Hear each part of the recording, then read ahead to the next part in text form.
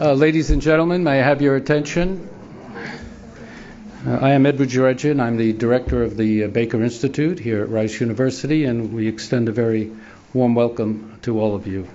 It is my pleasure to welcome our keynote speaker, Christian Wulff, the Prime Minister of Lower Saxony. Lower Saxony and Texas have much in common, as many of you know.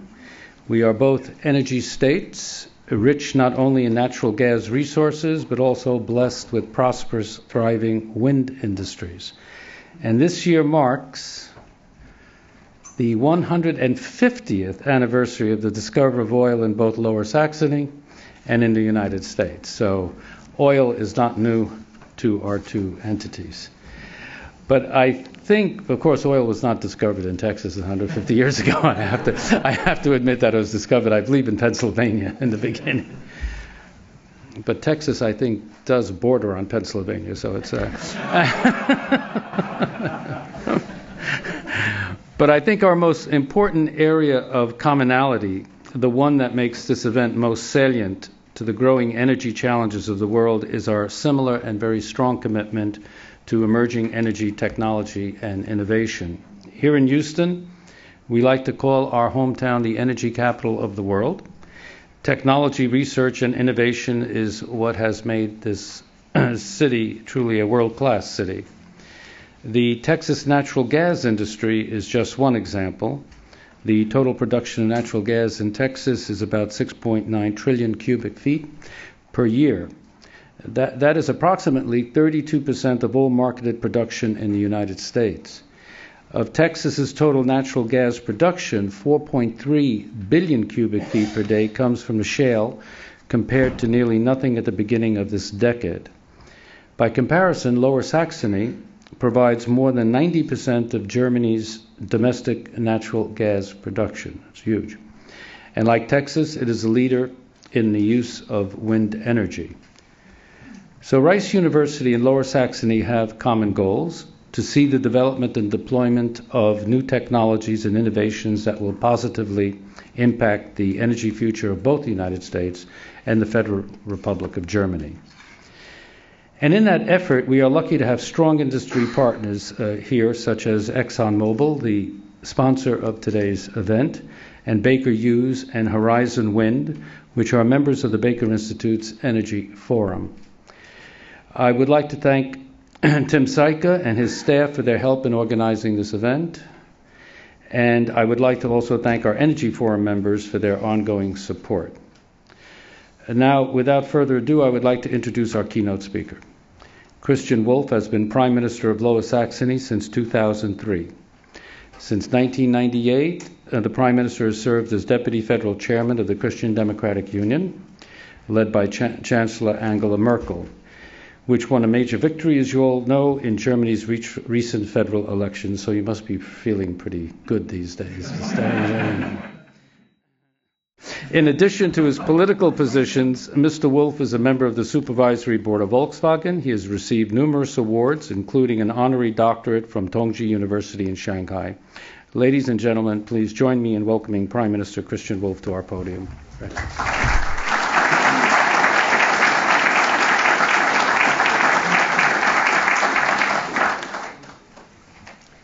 Mr. Ambassador, ladies and gentlemen, meine sehr verehrten Damen und Herren, ich erlaube mir, ladies and gentlemen, I would like to speak German, and I am very pleased to have someone translating what I'm saying into English. For me, it is a special honor to be here today and give the keynote speech. It is so for various reasons. One thing which is important is to be in the James Baker Institute, because Mr. Baker has a rather great significance for Germany, because we all know who in 1989 helped us Germans immediately when it was about reunification of Germany, and who back then was rather more critical with a view to the German reunification. And the Americans, in particular George Bush and James Baker as the Secretary of State, have done everything they could for Germany to be reunited. And it is a great idea that your institute received his name in his place of birth. We have to say thank you to him. And then, of course, it's a great pleasure to be in the global capital of energy, as you just mentioned. The Emir of Qatar was here, the representatives from Saudi Arabia, Algeria, Russia, and other energy nations were here, who quite clearly know about the significance of energy raw material for humankind, and who know how finite these resources for their countries are. We have good relations to Houston with the companies I mentioned, with ExxonMobil and with Baker Hughes. They are of great significance to us. The Global Research Center for High Performance Drilling and for geothermal drilling is located in Lower Saxony in Germany. That's Baker Hughes, and ExxonMobil is quite a significant tax contributor in my home state.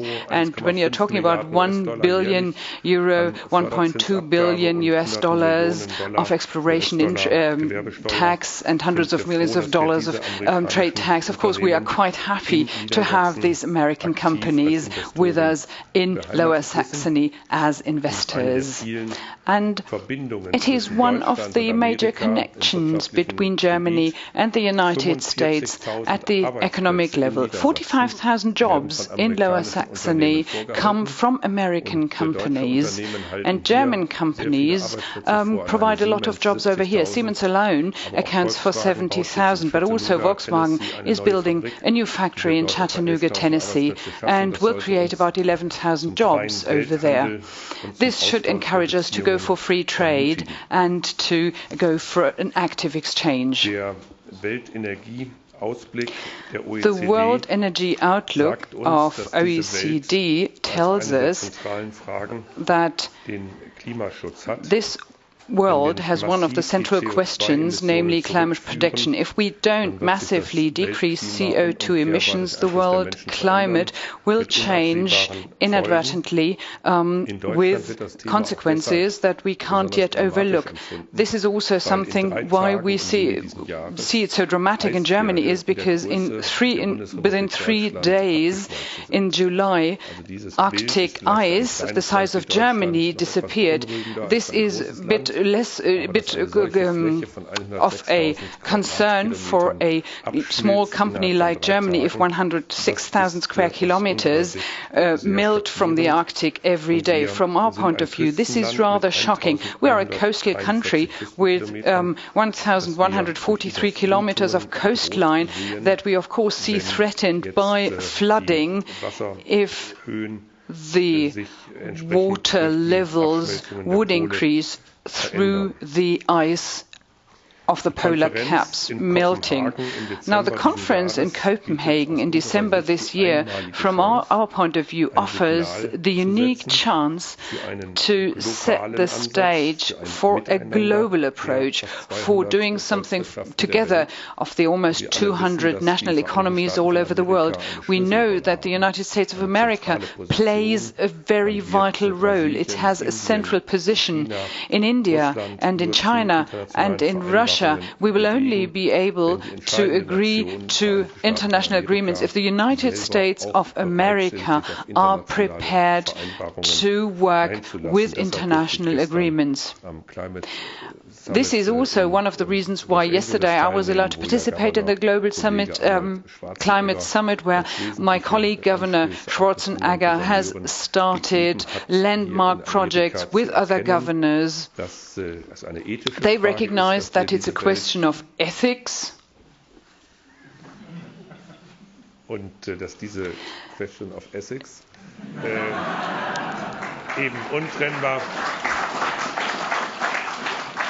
and that this question of ethics is absolutely linked with making profit, with the opportunity of making profit. Ethics and economic success are not separated, as also the latest Pope encyclical said it on ethical foundations and social market economy, that it is actually a good way to combine ethical responsibility and economic success. You probably know that the European Union has set themselves quite ambitious targets for climate protection.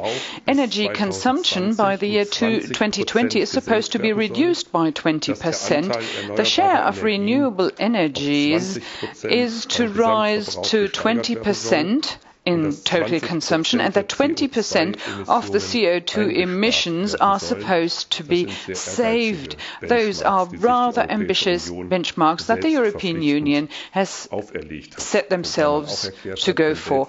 However, they also explained that when global agreements would like to ask for more, one would be prepared to go for 30% as well. You will only be able to reach this, from my point of view, if we have an open mix of technologies, of all available technology and energy carriers. We will still need fossil fuels for a certain time. We will still need nuclear energy. And most of all, we will have to use more and more renewable energy. Solar, wind, water, biomass. And research and technology needs to be promoted along those lines. It has been mentioned that some states produce more wind, but that we in Niedersachsen and Lower Saxony have most of the wind because we are a coastal state. And that therefore we have a rather ambitious target that in Niedersachsen, the state that I am governing, by the year 2020, we want to cover 25% of total energy consumption through renewable energies already. Today, 1/4 of the wind energy comes from Niedersachsen, from Lower Saxony, and we are now starting to set up major wind farms in the North Sea, at the open sea, 100 kilometers away from the coast, where we usually always have wind, and thus we don't have lots of times where there is no wind, but of course we have to do a lot of engineering.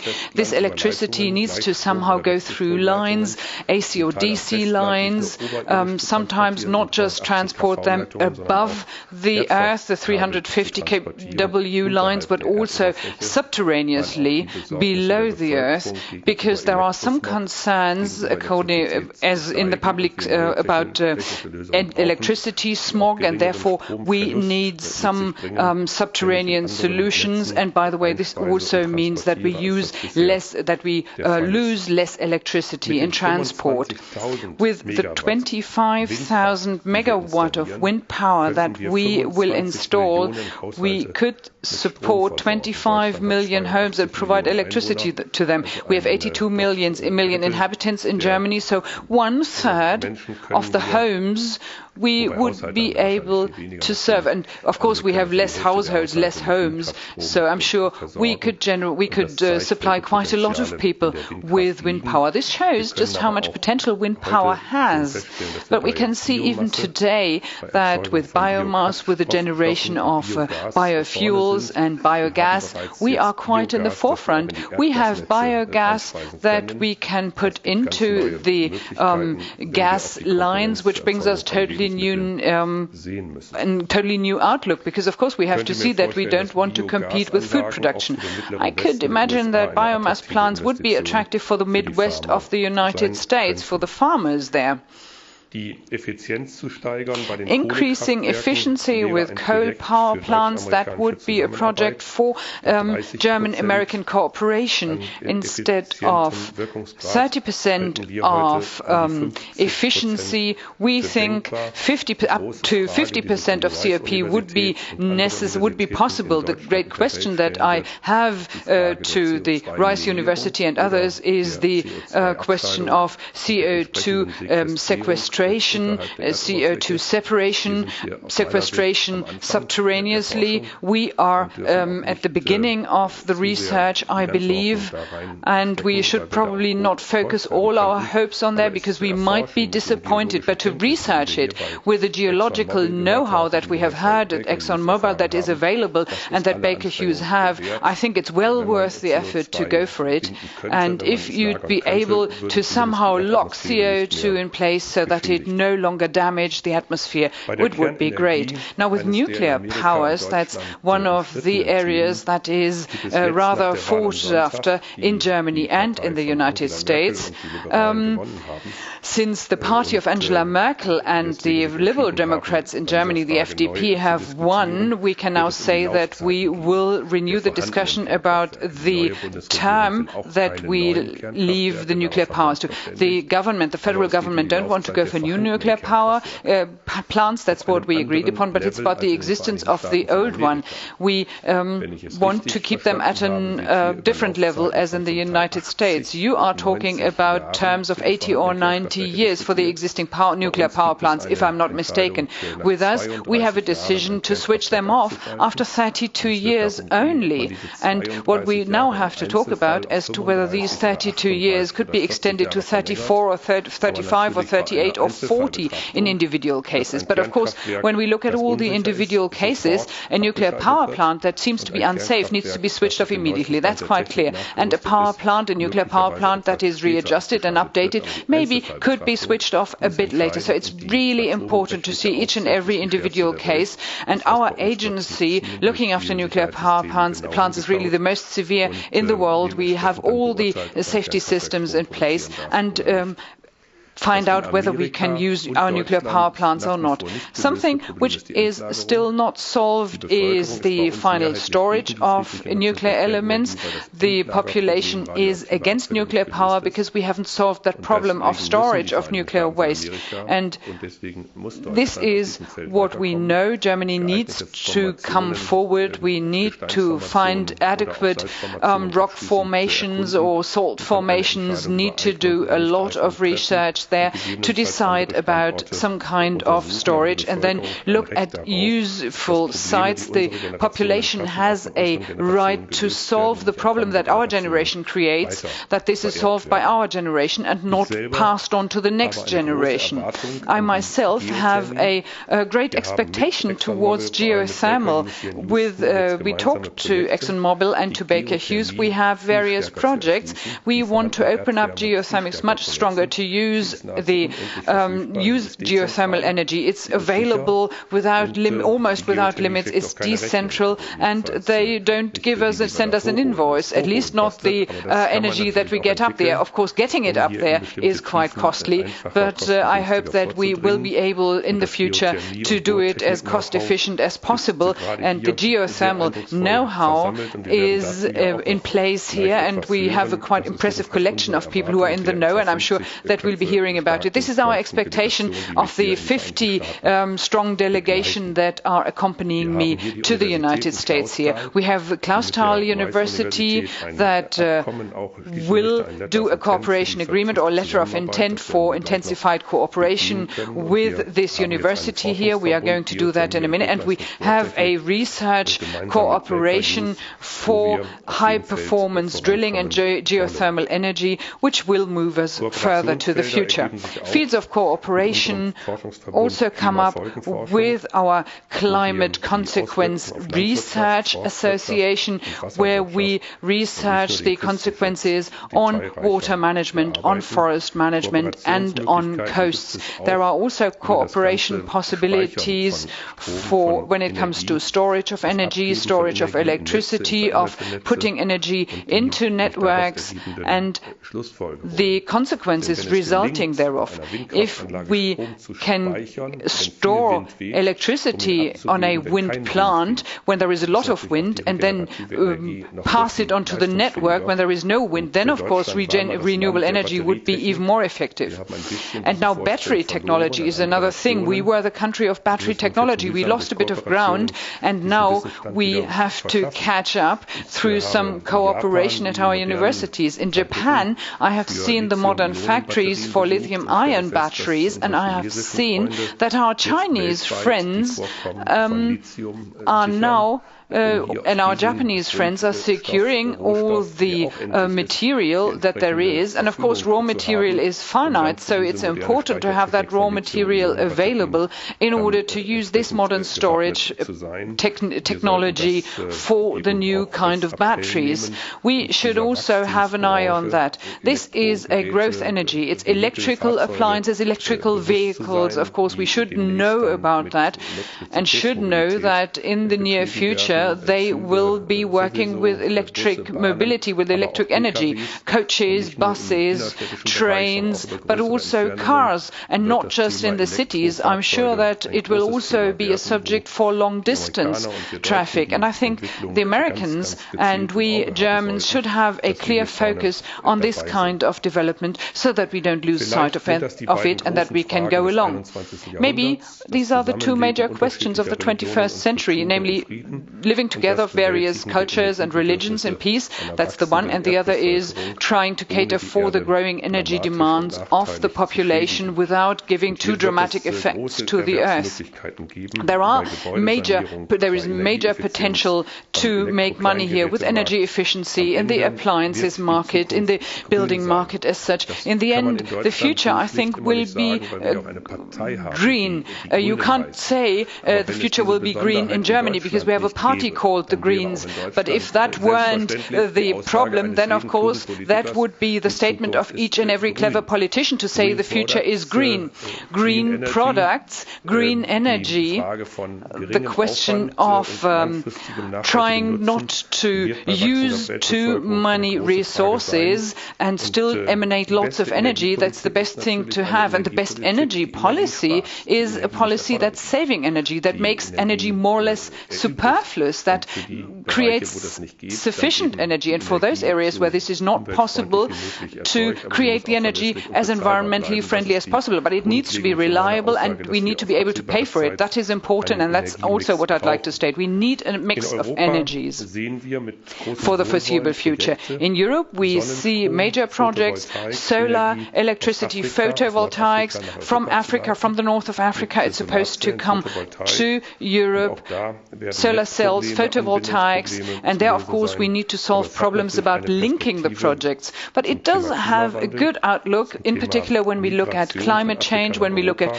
migration from Africa to Europe, and when it comes to a good economic development for Africa. It would be good if we were able to create such renewable energy from Africa and would be able to create electricity there that would be available for the whole world. I'm very pleased to be here and to be able to give these thoughts to you. I know that we'll be listening to much more specific contributions now. So by way of summary, allow me to say that as industrial nations, we should say that there is a chance in the growing importance of energy policy. Those countries will have the major economic use that recognize the earliest that the requirements have changed, that cars need to be low in consumption, low in CO2, and that maybe they should be totally CO2 free with the adequate drive, and that batteries or the electricity shouldn't come from coal plants but from renewable energy.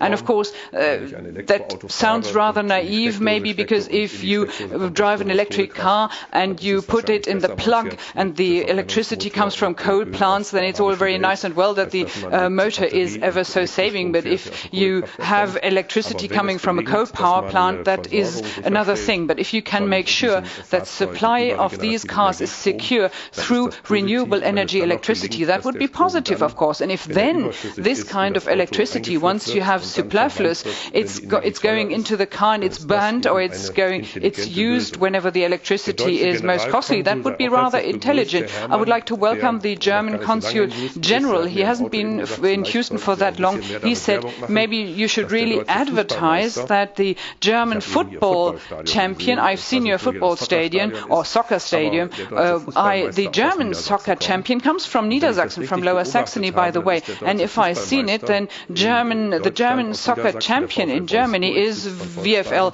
Wolfsburg. That's the headquarters of Volkswagen. And they became champion because not all the players ran behind one ball, which wouldn't be really clever, but just some of them, they went or they ran to where the ball would go in the near future and then stroke it so that it actually went and became a goal. So it's important to go where you should be in the future and not where everyone is now. Maybe that explains the economic success, and when it's still useful for economy and ecology, I'm sure that you have a good combination between economy and ecology. And I'm sure that on the panel here we will see people who could be, German football champions, if not world soccer champions, because they are already where we all want to be in the future, and they are not there where everyone is now. And maybe we should strive for that, in particular when we're here in the Baker Institute and in this university in Houston. I'm sure that your science, your research stands for it. You are thinking far ahead, and I'm very pleased to listen to your contributions. Thank you very much for your attention.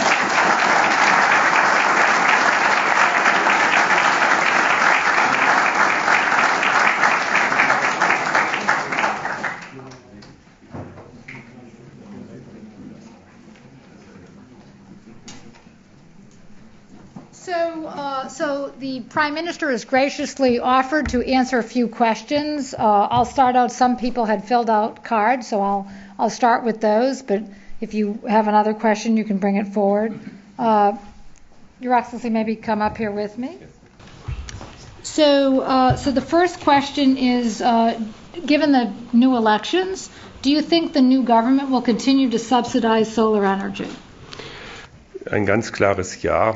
Yes, that is a clear yes. The new government of Angela Merkel that was elected on Sunday will continue to promote, to subsidize renewable energies. The first laws to put renewable electricity into the network under the Helmut Kohl government already. That was the start for the boom of wind power in Germany, that there was an improved tariff for putting electricity from renewable energy into the network. In Germany, we have a major consensus for renewable energy. What we see is renewable energies create jobs. Wind power plants, they need more steel than shipbuilding. And in these days, we had a closure of a shipyard. But fortunately, in the future, they will start building wind power plant components, and wind power creates rather good know-how jobs. It creates services, maintenance of these plants. So it is quite an economic factor which has major positive contributions, and therefore the new government will continue to sponsor it. Okay, our next question is about nuclear energy. Here in the United States, our Congress has passed certain funds and regulations to help the nuclear industry by reducing their liability in the event of accident or other kinds of problems. And our questioner wants to know what kind of policy does Germany have in terms of government participation supporting the nuclear industry? Wir haben eine ziemlich starke Trennung zwischen We have a rather strong separation between the operation of a company and between the supervisory authority over such a nuclear power plant. Therefore, what we do is we would not operate our own nuclear power plants. We have private companies that file motions for operating nuclear power plants, and then we have state authorities that either grant them or not. We have a strict division between the two, and these supervisory authorities have been strengthened time and again, which also led to the fact that there is hardly any interest in the economy to build new nuclear power plants at all. because they don't see the political consensus, but also because you have so many strict requirements and rules and regulations that in Germany it has become not attractive to build a nuclear power plant. On the other hand, the energy users, they go abroad and build and buy locations and buy nuclear power plants. The major energy providers in Germany have their shares in nuclear power plants abroad, which of course is a point that is of major importance in Germany. Why should we phase out a modern nuclear power plant after 32 years that is sitting right next to the neighboring country and then get a nuclear power from our neighboring country with a nuclear power plant that's 60 years old? And of course there are jobs involved, there are taxes involved, and then if we want to use nuclear power energy, we should at least have it over on our side.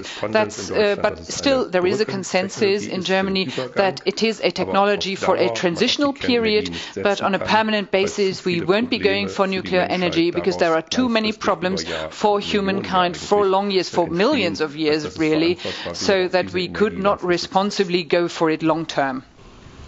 So one last question. The audience asked the question, given the new federal elections, do you expect to see any shifts in energy policy in Germany? The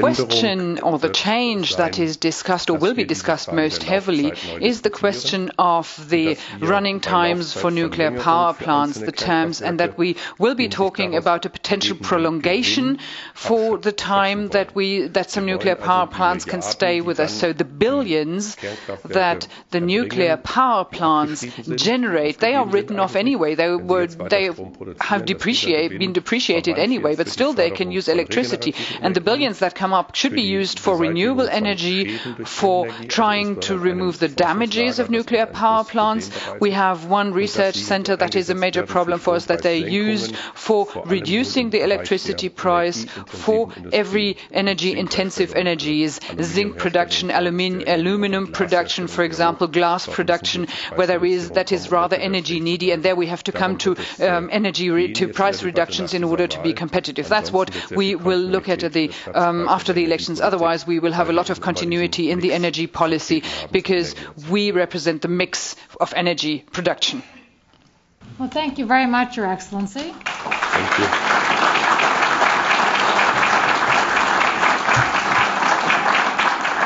We are now going to move to the second part of our program, which is our panel, and I'm thinking that so that no one's back is to the presentation, that first maybe everybody will make their presentation, then we can all sit down as a group. So our first presenter is Tim Syka, who is the president of ExxonMobil Exploration Company. He began his career at Exxon, maybe I shouldn't say the year, right? So he looks much younger. In 1975 as an exploration geophysicist, and he has served in many different affiliations. He was at one time an exploration advisor in the German affiliate, and more recently, before becoming president of ExxonMobil Exploration, he was the vice president for Caspian and Middle East region. Tim, thank you very much.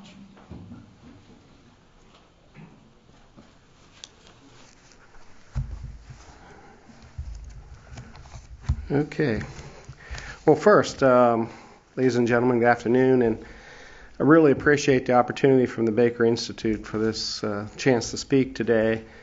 My company has been working in Germany for decades. I personally have had a relationship for over 2 decades, and we've always enjoyed a good working relationship with the government and with the local communities in Germany, and so therefore it's also my pleasure to be here to address this audience in the Prime Minister's presence.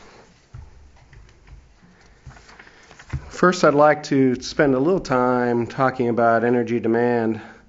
And although the energy demand for the globe has lessened a bit given the current economic condition, we believe over the long term the global energy demand will continue to rise. This chart depicts the total global energy demand per day measured in million of oil equivalent barrels. And the only point I'd really hope you take from this chart is that it's really going to take a lot of energy every day to be able to supply the demand the world's going to see, and we're going to need that energy to come from all different sources. We expect mankind to use 35% more energy in 2030 than it did in 2005, even with substantial gains in efficiency. Let me try to put that in context. In 2005, the world used 230 million oil equivalent barrels of oil a day. By 2030, we expect that to be 310 million oil equivalent barrels. On an oil equivalent basis, to kind of put a million barrels in perspective, that would be as though we attempted to fill the Empire State Building 44 times every day just to get a million barrels a day of production. This is an energy challenge we all face. We need to develop all commercially viable energy sources to meet this growing demand. Meeting the demand also means that oil and natural gas are going to play a critical role over that period. And despite the near-term economic impact, natural gas is expected to be the fastest growing major fuel source, growing more than 50% globally by 2030, when it will overtake coal as the second biggest global fuel supply.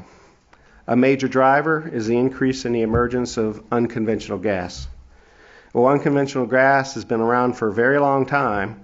Technologies just didn't exist until recently to commercially develop this resource.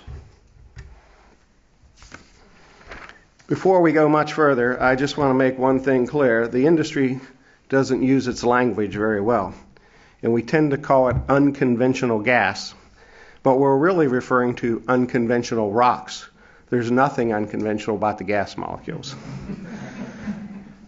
The unconventional gas differs from conventional gas in that it's trapped in very, very small pore spaces with very low permeability. This slide shows some photographs that are taken with a microscope of the pore space within a conventional reservoir, a tight gas reservoir, and a shale gas reservoir. The blue areas are the pore spaces, the place where the gas is stored. The size of most pore spaces in a shale reservoir can be hundreds of times smaller than the diameter of a human hair. And as a geologist, beg my turning my back on you for 1 minute.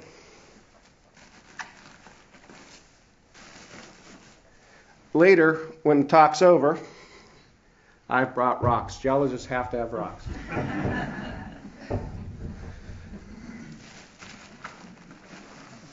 The photos, I think, tell a story if you're very used to looking at scientific photos. But when you come by and you feel these rocks, this is a conventional sandstone. It's a reservoir from Malaysia. This is a tight sandstone, and it's from our reservoir in Piceance Basin in the United States. And this is a shale gas reservoir from the Barnett, just near Dallas. And even when you rub your finger across, you'll feel the difference in the graininess or the tightness of the rock. So sometimes they say pictures to 1,000 words, rocks are 2,000 words. Furthermore, these small spaces aren't well connected to one another. This makes it more difficult for the gas to move out of the reservoir and into the wellbore. We've mentioned this analogy before, but in the same time it would take a gas molecule to move in a conventional reservoir to travel from Hanover to Amsterdam. In that same amount of time, in the Piceance reservoir, in a tight gas reservoir, it would only travel from this conference room to across the street. In the Barnett Shale, in that same amount of time, that molecule will move from here to the end of the table. So a very tight, small space. Well, what's made the difference? It's been advances in technology that have allowed us to unlock the potential of these unconventional reservoirs. So now let me show you a few examples. Unconventional gas will not flow at commercial rates without stimulation. In our industry, we refer to this as fracking the reservoir.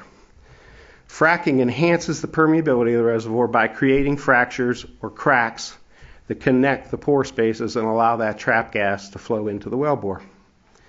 Combining our fracking technology, such as the ExxonMobil multiple zone stimulation technology, or MZST as we say, with our well-established strengths in horizontal drilling, we're able to increase the amount of gas recovered per well, while at the same time reducing the surface base or the footprint of our development. These technologies are currently in use in many of our operations around the world, and these same technologies are being applied to develop gas in reservoirs in Lower Saxony. The large schematic shows a horizontal well in black targeting an unconventional reservoir. The red ovals indicate the areas of the reservoir that have been fracked or cracked to release the gas. The upper right schematic shows a map view of 6 wells developed from a single pad. The black lines indicate the horizontal locations of the wells. The green square in the center of the diagram shows the size and location of the surface footprint. Drilling horizontal wells from a single location, as you can see, will reduce the footprint at least 6 times. Now, this is a little dark with the lights in here, but I think you can see the specks of light on the map. You may not believe this, but our strategy of pursuing tight gas and unconventional resources is extremely simple. Our strategy is called follow the lights. Most of the experience in the unconventional gas has been in the United States. Very large in-place volumes have been cited, up to 8,000 TCF of gas. That represents about 80 to 100 years of U.S. production at current rates.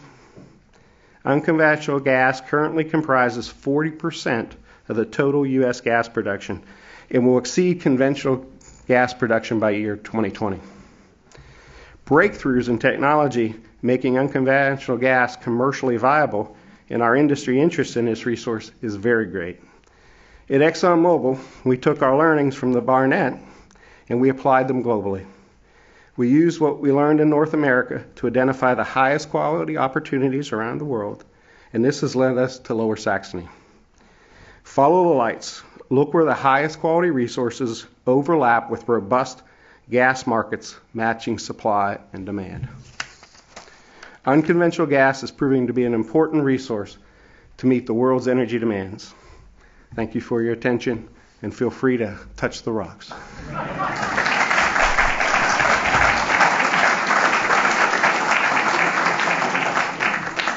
Okay, I think we'll hold off on questions until we have each member of the panel speak. Our next speaker, Antonio Coutinho, is the Chief Energy Management Officer at Horizon Wind.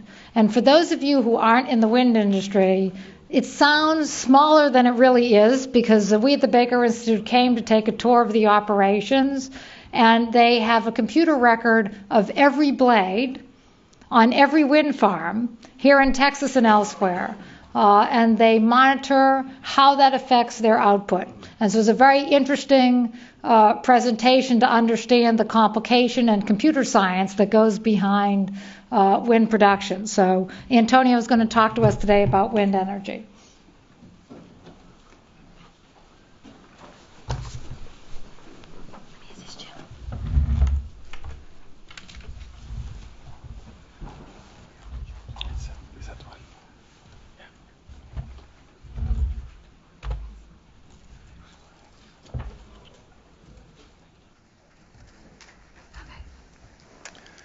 Good afternoon, ladies and gentlemen. I would like first to address thank you for inviting us to the Baker Institute, for inviting us in organizing this forum, and also thank you for His Excellency Christian Wulff for traveling to Texas and to US. It's important to have you here in the energy capital of the world, and Texas as the windiest state in US. And I hope you enjoy some of the southern hospitality and maybe a new English word called y'all, which is something that after being in Texas you learn pretty fast. We were asked to share a little bit of our experience in the wind business around the world and how can that be useful to Germany to meet its clean energy goals. So I'm going to present briefly the company and mostly, how the policies have impacted business, and then how that has translated in technology development. So this all started, let me present that Horizon is owned by a company called EDP Renewables, that is owned by a company called EDP, which is the main utility in Portugal, is one of the largest utilities in Europe, 12, something like that, and has assets in Portugal, Spain, Brazil, and then on the renewable spectrum in a broader scale like US. So the strategic mantra was growth with controlled risk, which is an interesting trade-off. And renewables fit very well this strategy. On growth, there was an issue of security of supply, CO2 reduction targets, diversified fuel mix, and fast time to market development. These are characteristics of renewables that fit very well on the growth perspective. And also, renewables, as they were growing across the globe, would also provide some geographic expansion opportunities to a company like EDP. Then controlled risk. There was a regulatory support through feed-in tariffs, which takes a lot of the price risk, reduction of the emission factors, and renewables act on a portfolio of a utility like a hard hedge to fuel and CO2 prices. So we began expanding in Iberia, then slowly in France, and then in the East European countries. Basically, the strategy was to focus on the markets with the highest potential growth, and also markets that have good or emergent regulations, good sound regulations.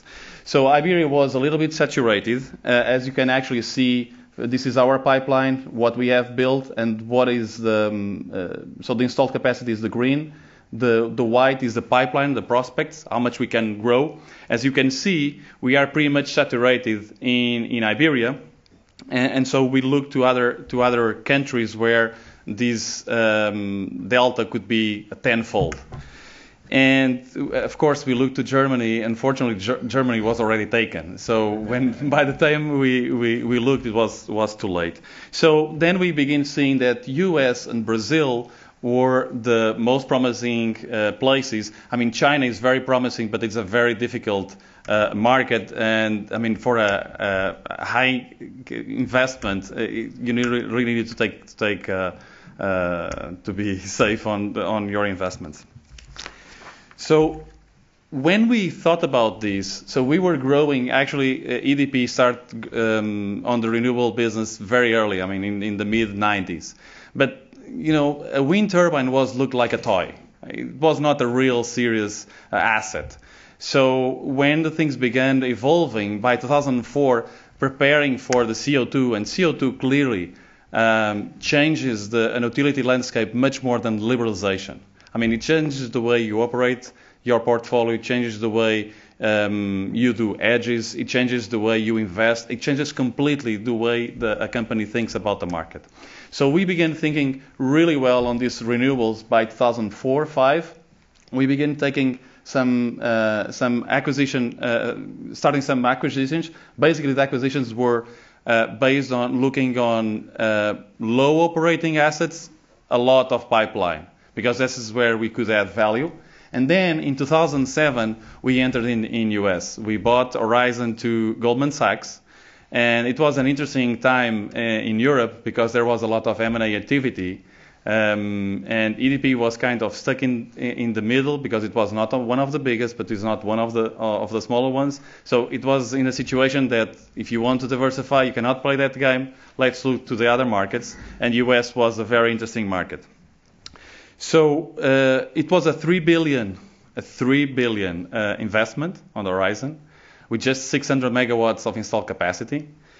And then we did an IPO of EDP Renewables very successfully in July 2008, right timing, and just before the crash. And today, EDPR represents 50% of the market cap of EDP. So this just shows how much was the growth and how much that growth has been translated into value. So this is Horizon in US. So it's based in Houston. We have 20 offices across the country. We have now 2,300 megawatts of installed capacity. We will have by the end of the year about 3,000 megawatts. We have 300 people. We are expecting 25% growth in 2010. And we are trying to be very cost sensitive.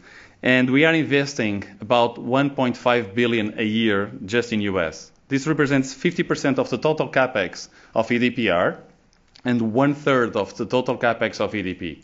So I think this matched very well with the words of the Prime Minister to say, you need to look this from a business perspective.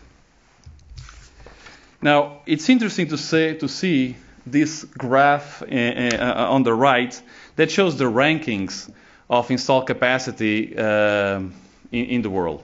As you can see, the first one is a company called Iberdrola Renewables.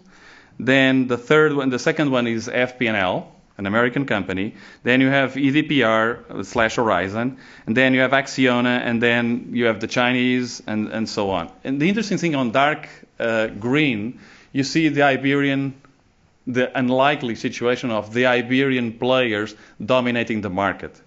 And this is unlikely because of the size of Iberia, but it's very interesting to place this on a policy perspective. Is that the policy of energy independence, because Iberia does not have the luck of Lower Saxony and Texas, does not have any domestic energy. Then there was a question of security of supply, control of the rising and volatile energy costs, reduction of emissions, which was the Kyoto targets, and also looking to this as an opportunity to develop a new industrial cluster. So one of the things that also affect us was the shipyards, transforming those shipyards and creating new programs on universities, new technologies, jobs at the end of the day, but important jobs that are right in the equation of the future. So it's interesting how these policy goals, they were driven, they were translated in laws, and those laws spurred growth, spurred new businesses at the global scale. The interesting thing was that this was the targets in Europe. The renewable were common targets in Europe. And the European Commission did a study to see what were the regimes, the incentive regimes that were more effective in terms of growth and more efficient in terms of cost. The interesting thing of the interesting conclusions of those studies, that's a study I guess in 2005, show that the feed-in tariff was the most effective and the most efficient process of promoting renewables. That was really interesting, and there can be a lot of. Let me explain a little bit what is the effectiveness. It's megawatts. The efficiency is what is the price that you actually need to build these. And the interesting thing was that, for example, you see in Italy and United Kingdom, you could build renewables with lower prices, but those prices are not. But somehow, the installed capacity is not showing up. So what's the problem? It's because if you have an investment that is very capital intensive, the question of risk is really important. It drives your cost of capital. If your cost of capital is very high, then the price that you need to sell are very high. Are these very high prices sustainable or not? If they are not sustainable, I have other places to put my money. So these things just changed the way the agents, the businesses, put their money, and then that was the interesting result. Now, in US, we had a very interesting situation. We had something called the PTCs, and US was the global leader in renewables in the early 90s. That was a very interesting prospect. And the PTCs was a mechanism, it's a tax mechanism that was created to support this growth. Now, the question was that this mechanism didn't provide a long-term perspective. So it was kind of intermittent in terms like the wind, in terms of its support. So basically, it's very different for a business to plan for growth. How do you do a manufacturing plant if the supporting mechanism is only 2 years? You can't.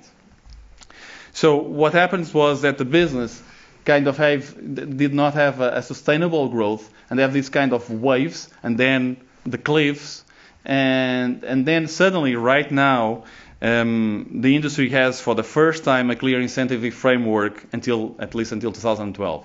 So this is very important to continue to put this 1.5 billion a year. Now, it's also important, as the Prime Minister said, to have a long-term goal. And the question of the RES is very important because it provides visibility on, where do we want to grow as a country. Now, and from a policy perspective, this drives us to something called the experience curve. This is a concept of the late 60s that is really relevant for energy policies. So basically, this was something that was found by Boston Consulting Group that then used this concept to strategize to some clients. So what this says is that if you do something that takes 1 hour to do it, then the second one will take 50 minutes probably. The fourth one will take 10% less. The eighth one will take another 10% less. So the interesting thing is that your cost to do something will always go down as you accumulate more experience. But the rate that it has done begins to diminish. You need to double every time to get the same 10%. So this happened, and this was very well studied by IEA that provided this report called Experience Curves for Energy Technology Policy. And the interesting thing that we were saying is that if you policy creates demand that generates growth, and growth makes you go on the path curve of the costs down. So if you know that, you can try to plan your policies in such a way that you drive the energy technology or energy portfolio the way as a country you want to. And today there is a generation technology dilemma. And so I'm going to put here talk about a little bit about these technologies. People, when talk about the generation technologies, they talk it as they are interchangeable, and they are not. So see this: a nuclear power plant costs about 4 billion plus per plant. This is not something that just one company can take by itself. It has 40 to 60 year life, and it takes about 10 years to get built, at least. So if we decide today, we only have one nuclear power plant in 2020. So first of all, it's the cost is unknown. We are talking about the generation 3 plus, not the fourth generation, and it's very difficult to finance this size of investment. Then if you have talking about coal, we are talking about 2 billion per plant. Takes 40 years of useful life, 5 to 7 years to build. There is a question of technology obsolescence, which is today the technology that is commercially available is pulverized coal, but everyone knows that this is not the future technology. So we are talking about something for 40 years that we know already that is not the future technology. The future technology is IGCC with CCS. CCS is the carbon sequestration. But quite frankly, the experience that exists in the world is very small. And the experience that exists in the world, those technologies have proven to be unreliable. So it's very difficult also to finance these. And moreover, there is a kind of an environmental risk that you don't know how to do it. So then you have gas. And gas costs about 500 million per plant, a much more reduced investment. So from a diversification point of view, it makes more sense. Just think about one coal power plant, 600 megawatts, one CCGT, 400 megawatts, but you can do 4. So from a peak capacity and also from an energy capacity, this looks a lot more less risky. But then you have volatile prices, and it causes energy dependence. I mean, in Germany, the question of the Russian gas, it's an issue. So it's a concern. It's not a concern in the U.S., and it's very important to see that gas, and I totally agree, gas is going to grow significantly in the U.S. It's significant in the world. Then you have wind, and a 100 megawatt power plant costs about 200 million per power plant. This is Texas-size power plants. In Europe, you don't have 100 megawatts power plants. You have 20 megawatts power plants. So it makes it even easier to do these kind of investments. But it has also some issues. I mean, it has 25 years to get paid and 2 to 3 years to get built. And this includes permitting. To get built, it really takes six months. And we are just starting a wind farm that started in April, is going to end before the end of October, and it's 200 megawatts. But it's intermittent, and it's more off-peak base. Then you have solar. And solar is a very interesting thing. While it's very costly, I mean, in Germany did a lot of a big bet. I mean, Germany did a lot of a big bet in solar, which is striking. But the interesting thing is that solar, big projects are very expensive, but small projects, distributed projects on everyone's roof, they are not expensive. They cost you 6,000, 10,000, 20,000. But that's what we are talking about. And the interesting thing that you can see on this graph is that photovoltaics, this graph is taken from the IEA report. This graph shows that the photovoltaics have the steepness curve in terms of experience. So if you push for growth, this is where you are going to get the highest reductions in cost. So eventually, as solar grows across the world, it may be competitive against the conventional power plants. And let's not forget that solar is at the point of consumption, is distributed. So the growth prospects are more easier. So if you can give a kind of an outlook, we could see that until 2020 we are talking about gas and wind. After 2020, 30 we are talking about solar, a lot of solar. Now, this is a typical way of looking to the energy balance, is through supply. But I think that for the first time, we should look to the demand. And this is something that is completely new, and this is something that is going to change the paradigm of the business. First of all, we are talking about energy efficiency. The Prime Minister talked about the 20% of CO2, the 20% of renewables, but actually it's the triple 20. So it's less 20% of consumption, CO2 less 20%, and renewables 20%. All these interactions, they are like a stool of 3 legs that they interplay with each other. If one of them is not, if the consumption grows above a very high level, then the stool falls. But if they are tied together, the stool stands. So energy efficiency breaks the common way of solving through supply, new technologies and standards with negative costs, which is a very interesting thing. But while the opportunity is significant, it takes a lot more time than you think. And there are direct reductions in emission levels and also energy dependence. So basically, before the cheapest way of producing power is actually not consuming it. Then we are talking about the smart grid. The smart grid will change the paradigm because it will enable the participation of demand in the market, direct participation of demand. It's going to give better price signaling and cost allocation of behaviors. It will give a better use of installed generation and the wires, and it will lower the congestion costs that are so important here in the US. Then the last thing that I want to talk, and the Prime Minister actually talked about this, has to do with electric cars. I think electric cars that can work as a distributed storage are a game changer in the industry.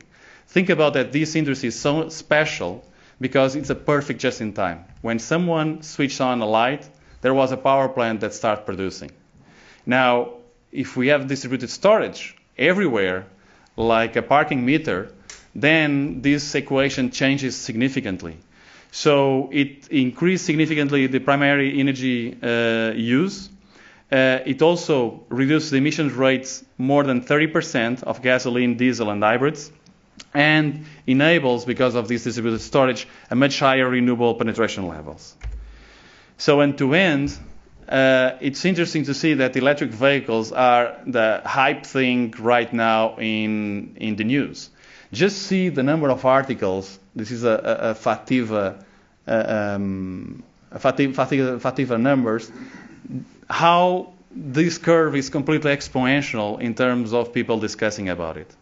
And we are seeing that the countries are taking positions. So the United States is putting $5 billion through grants and tax cuts to develop electric technologies, tax credits for electric vehicles customers. China set a target of annual producing 500,000 electric cars and a hybrid between 2009 and 2011. This is tomorrow. And this was a part of the auto industry stimulus package of $600 billion. Then the tax and the cash incentives for automakers and tax cuts for customers. And in Germany, there is a car tax exemption for 5 years to EV customers. And recently, the German government launched a 700 million campaign to see 1 million EVs. Now, yesterday it was announced also something in Spain, and this is just, crossing significant throughout Europe, throughout the world. But I would like to challenge a little bit some of these numbers, which are really interesting. Is that, if we were able to change the 250 million cars that exist in the U.S.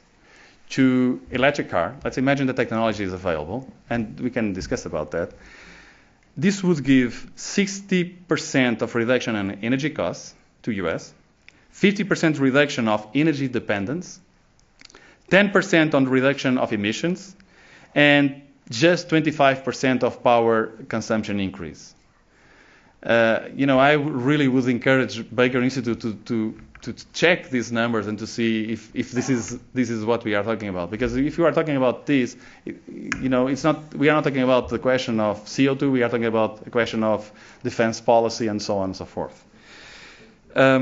And the other interesting thing, and I just to finish, is that U.S. and Japan, they mastered the technology of gasoline. Germany mastered the technology of diesel. Just incredible, the diesel cars, by the way. And the question is, who is going to master the technology of electric vehicles? Now, let me read what the Chinese Minister of Science and Technology said, and this was a quote in the Wall Street Journal. Electric vehicles provide the opportunities for China to catch up with and exceed developed countries in the auto industry. I could show you other quotes like this one in January 2009 and even before in 2008. So there is clearly a strategy in China that says, we cannot compete on the internal combustion car. It's done, but we don't want to compete there. If we want to breathe, by the way, we need to go to other technologies, and the electric vehicle is our technology. Thank you.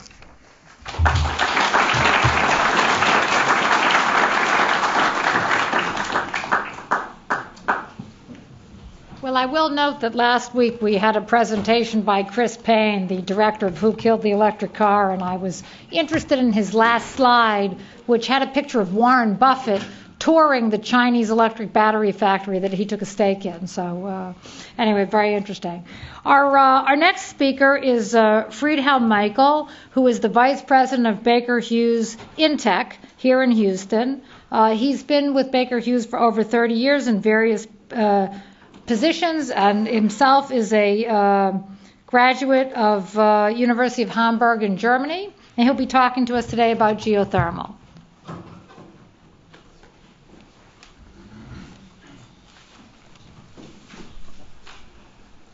That's a great one.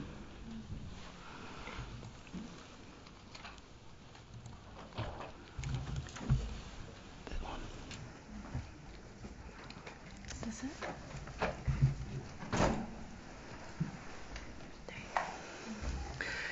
Good afternoon, ladies and gentlemen. It is a really great pleasure to be here in the United States, especially at the Baker Institute. And it's a specialty for me here with my Minister President Christian Wulff. We both are from Lower Saxony. Unfortunately, we never had the time to talk about geothermal in Germany. He only His office is 30 minutes from my office. But nevertheless, so we came together here today, and it's a great pleasure for me to talk about geothermal energy and the challenge of it. Just before I get into it, let me give you a quick overview about what Baker is. It's not the Baker Institute, it's the Baker Hughes.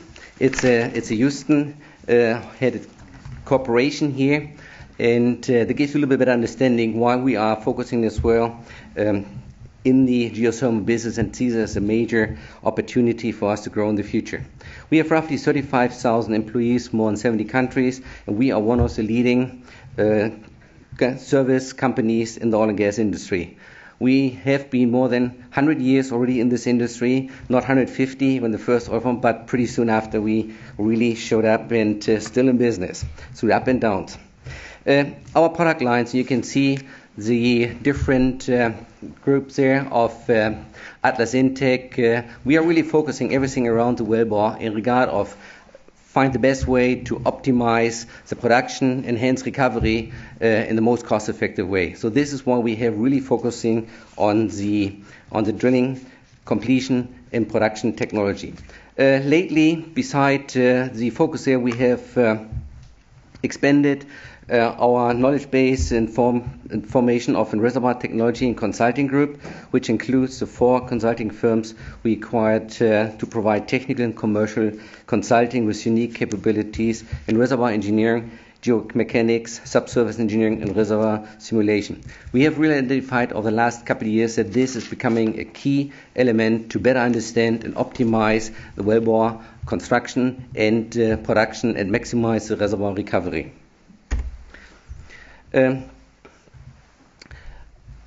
Beside this, to stay ahead and to be in the lead in regard or a leader in this industry, you have to invest heavily in technology.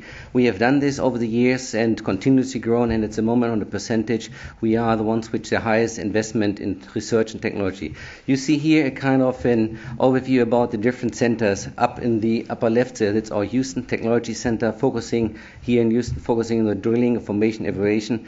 In the bottom, this is just our newest, which we opened last year with an investment of more than 40 million, focusing really on the completion and production side, which is slightly a little bit behind the drilling technology, but we will catch up there.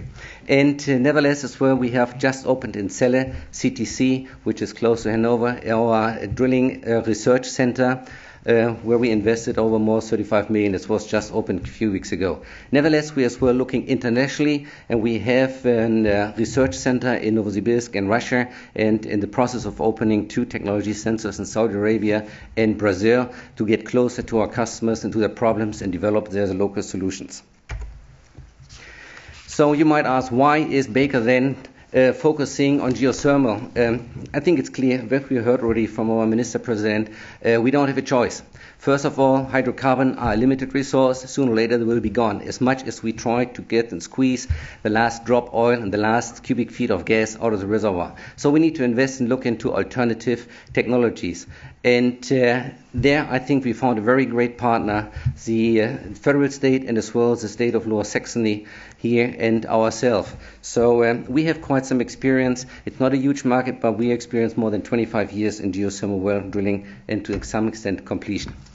I don't know how much you're familiar, but I'd like to give you a little overview about what are the different geothermal technology or geothermal resource are. I think we have 2 main differences. The one is it's a kind of hydrothermal. That's very simple. You have on the bottom, you see a kind of aquifer. You have the water, which is warm. You pump to surface. You run it to a heat exchanger, generate electricity, and then you pump the colder water down into the reservoir again. This is a kind of technology used quite substantially over the last couple of years on the global base. The second, a little bit more challenging, is a kind of hot, dry rock, and there's a lot of tests being done. That's a kind of petrothermal. What you have is basically you have the heat in the ground, but you don't have any fluid or any water. So these wells are usually typically a little bit deeper than the aquifer one, so you have to drill deeper, and this is kind of challenge. But the most important thing is you need to build a kind of heat exchanger downhole, and this I think is the biggest challenge why this technology or these reserves have not been shown up. So how that fits with Germany? I think there is, besides we heard a lot about the oil and gas, what is in Germany available. We have two main areas. We have basically the lower part of Germany, which is in the Bavaria. It's a Molasse-Becken. This is the typical aquifer, and there's the biggest activity right now on the geothermal side. There are probably at the moment 10 rigs drilling for geothermal wells, and the first pilot power plants already running with a lot of pain, let me say it that way. So a lot of lessons to be learned. But the biggest potential of geothermal energy is just the lower German Becken, and this is exactly where Lower Saxony is. So from my perspective, Lower Saxony sits just in the middle of the biggest hydrothermal or petrothermal energy source. The only problem is it's quite deep. So let me give you a little overview about the wellbore construction, and this is, I think, one of the challenges we face here. There's numerous issues, and even after, let me say, drilled millions and millions of wells over the last 150 years, there's still surprise in this business. And I just like to focus on a few which are specific to the geothermal or more specific to the geothermal side. I think it's really the surface equipment, some of the stuff which you need to look into to make it more cost effective going forward, to have a really low reservoir cost access capability. Then I think is in that always and still today it's the wellbore stability. When you are constructing the wellbore, to make sure that you don't be caught by surprise, and this happened quite often still today. And then on the other side, drilling efficiency, drilling progress. It takes 8,000 meter deep well. It takes half a year to drill this well. I think this is something we can't afford if you're looking into the geothermal side. This has to be definitely faster. And as I mentioned before, the high temperature. It's not in proper pressure, but the high temperature we're talking about here, 400 to 500 degree F, which is definitely a challenge for some of our equipment which has to go downhole. So some of the solution is here really to really look into developing and spending quite some money. And it's a challenge in regard to develop electronics which survive 250 degrees C. Let's take your computer, put it in your oven, you cook it there for 2 weeks, and just a mechanical environment. Oh, by the way, you need to throw this out of the 5th floor and watch how it hits the bottom. It still has to work. So this is the kind of environment we have to develop and build equipment. That's not much available in the industry. So unfortunately, we have to do it our own. But nevertheless, there's a lot of separation in certain activities when you construct a well, and I think there's an opportunity where we can bring this together. We need to bring it together and make it a kind of a factory process. I hope with here in this area we have an opportunity to move in this direction. So today, I think there's already some wells written. As I mentioned before, you see on the pie chart, there's a big green one, is really one single main cost, which is actually the well itself. And unfortunately, to geothermal energy, you only get to through at the moment, at least from our perspective, to drill a hole. You need to get to the depth where the temperature is. And this is why we're focusing at the moment to looking into these areas. What can we do? And you see there, lowering drilling costs via the automation process. I mentioned that before already. But as well, we need to look into materials which are more robust and durable. Point is, these wells have to last at least 5, 6, 7 years without maintenance. In some of the environment, and some of these wells have high chloride, even some time of H2S. So it's a very harsh environment which typically eats metal very well. So one concept, one idea we have looked into is a kind of how to can minimize a well. Basically, is I think drill a well not bigger than absolutely necessary. That means drill from top to bottom with one of the same size. That's not what the industry is doing today. It's not simple, it's not easy, but this minimize your steel casing or the cementing and fluids, all kind of pieces you need to build and construct a well. And on the other side, try to make it most efficient. So using a kind of continuous tubing where you can go fast in, and you can utilize there as another nice feature to really reduce the hydrostatic pressure while drilling, which gives you some really drilling progress improvements. How to handle all these challenges going forward. There was, and I have to thank you here today, as well Mr. Beck as well, our Minister President Christian Wulff.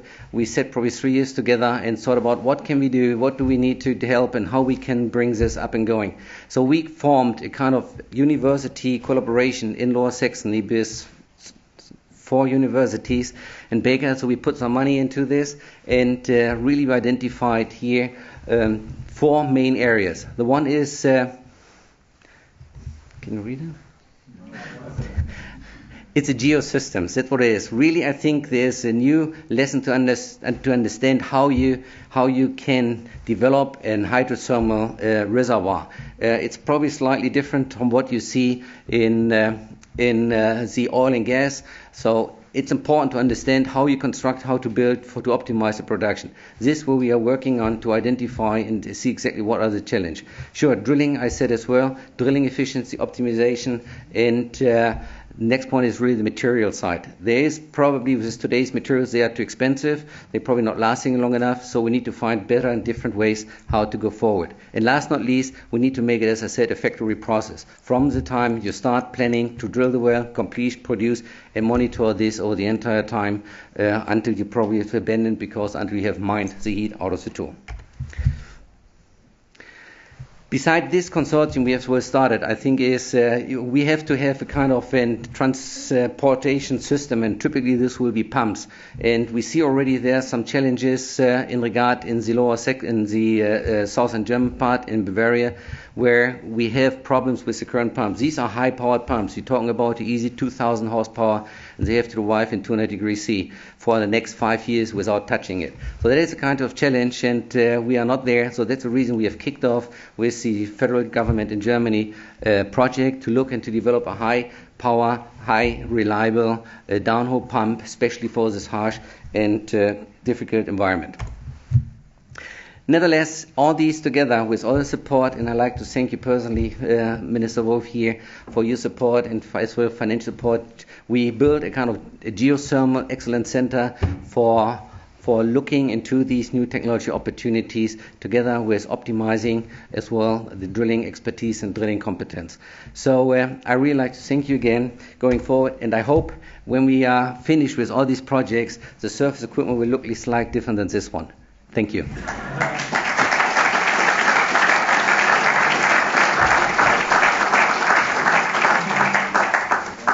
Let me ask the panel to come up for just a few minutes for a few questions.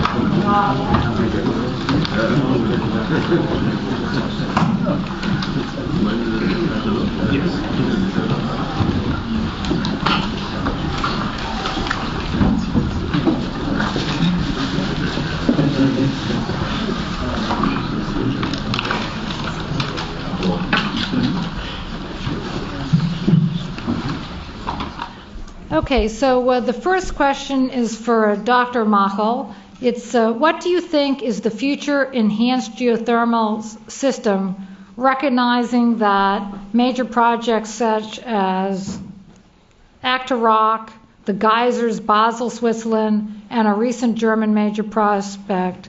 On the question of whether we have to be concerned about earthquakes.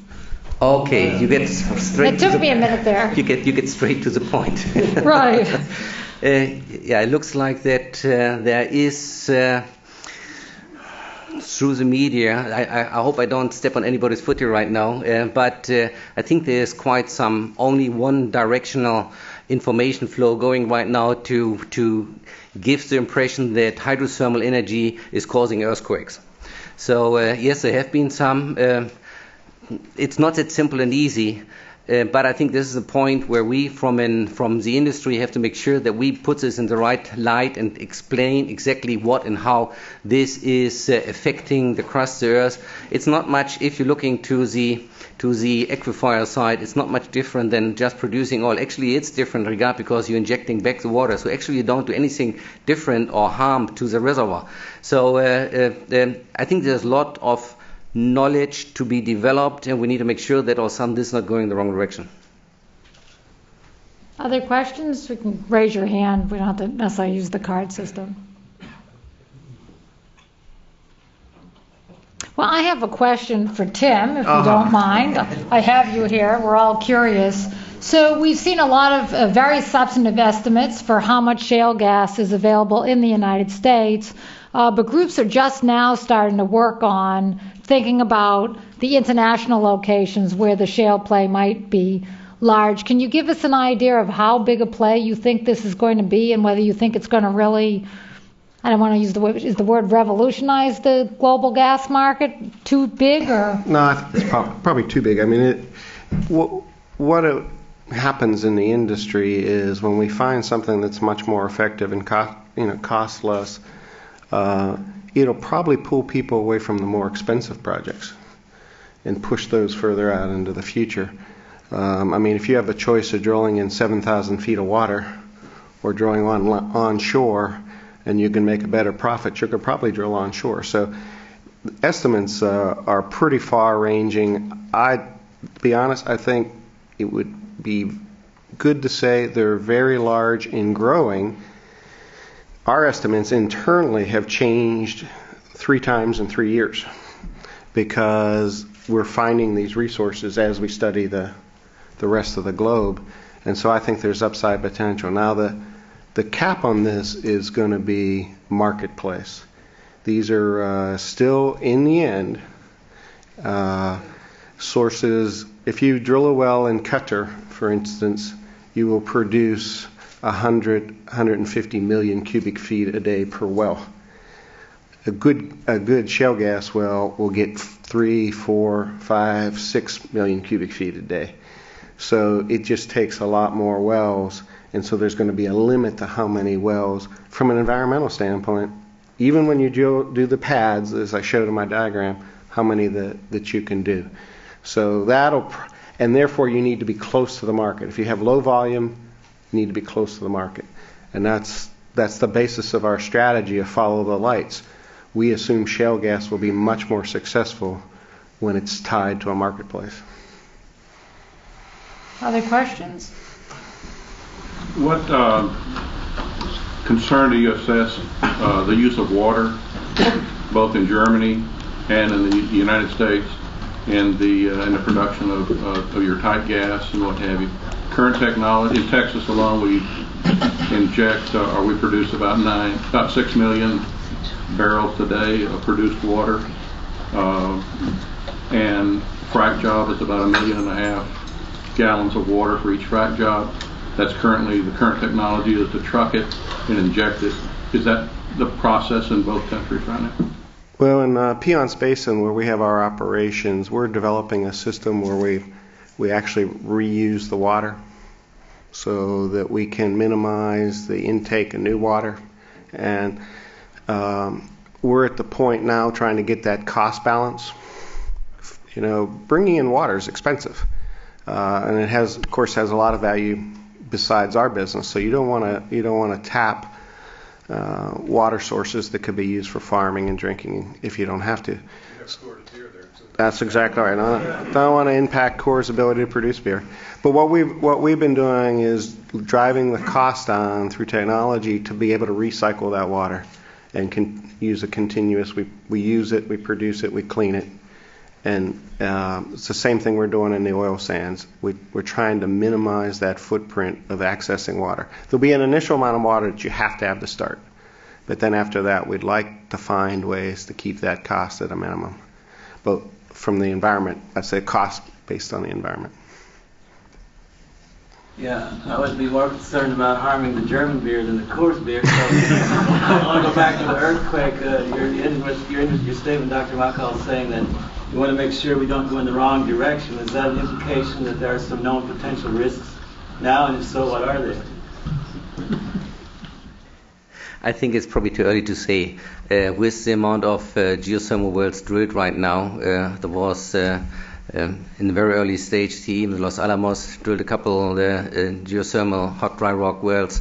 In Soils for sure, the hills all of a sudden some houses shaking in Basel. Yes, that has happened. But I think we need to really understand and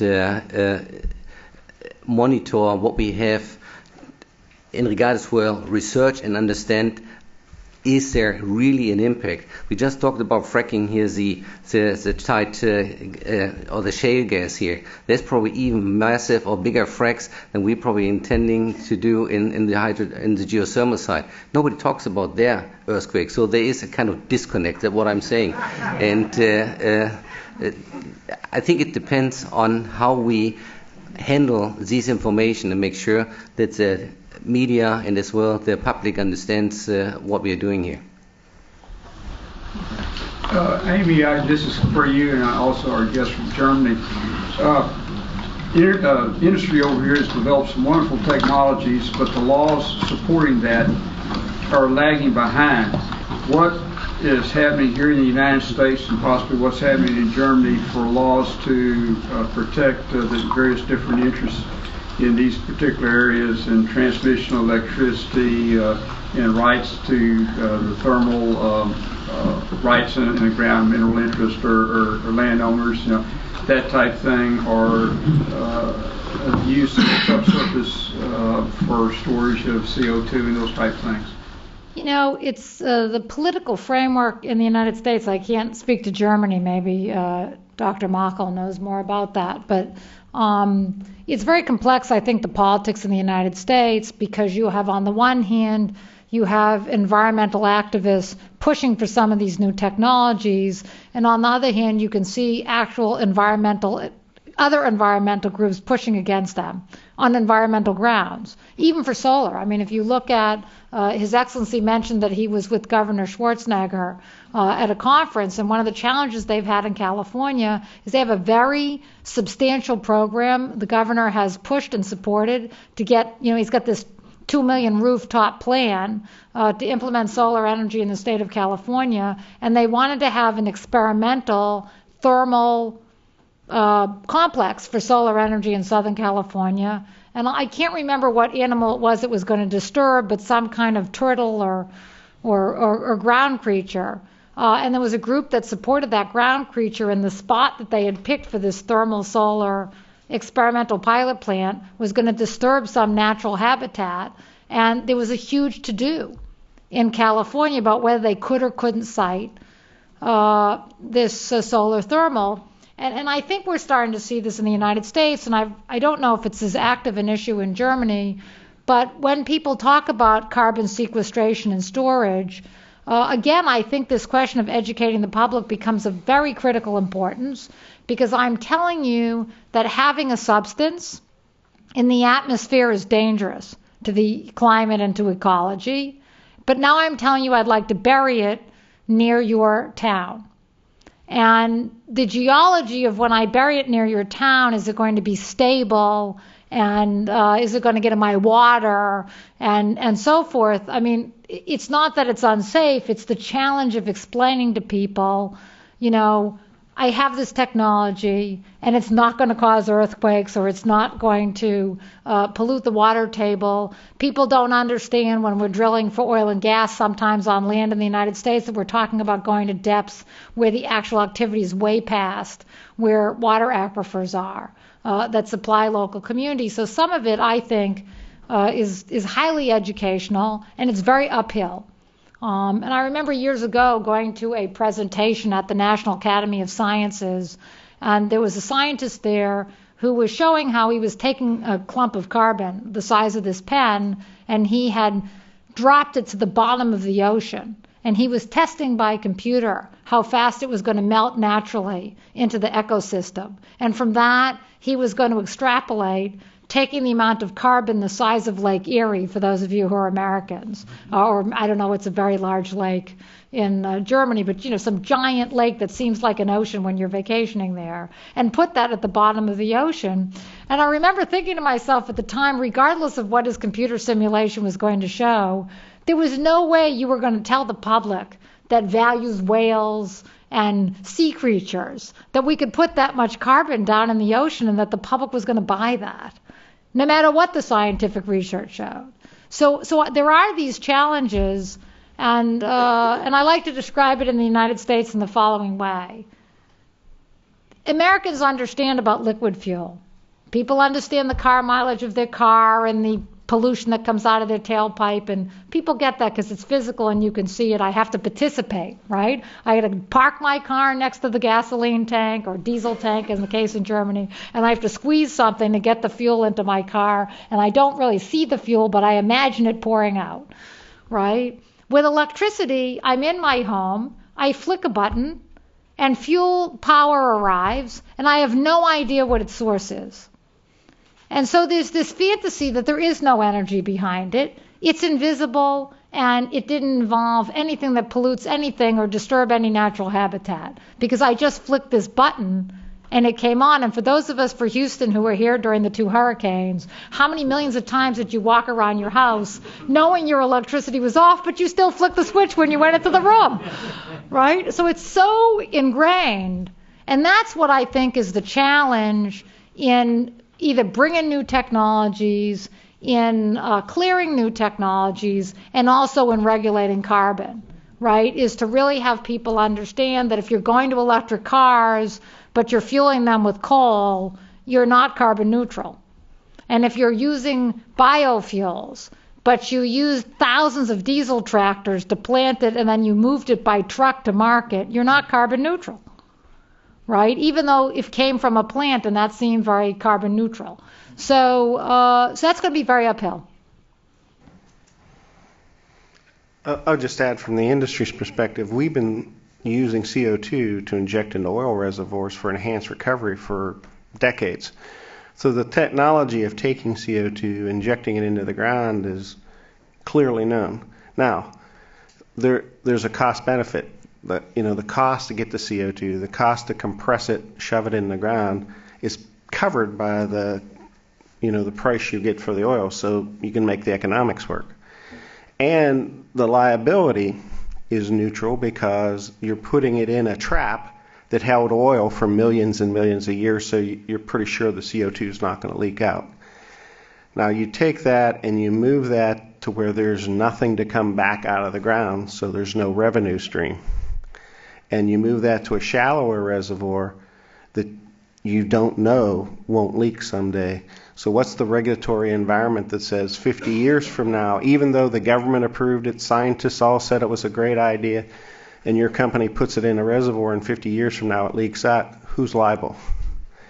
That's the regulatory environment that the industry is going to want in order to take that financial risk to do that. And that regulatory environment doesn't exist anywhere in the world, with the exception that I'd say Australia is doing a lot of work on that. I'd say they're in the lead in thinking about what that regulatory environment might be.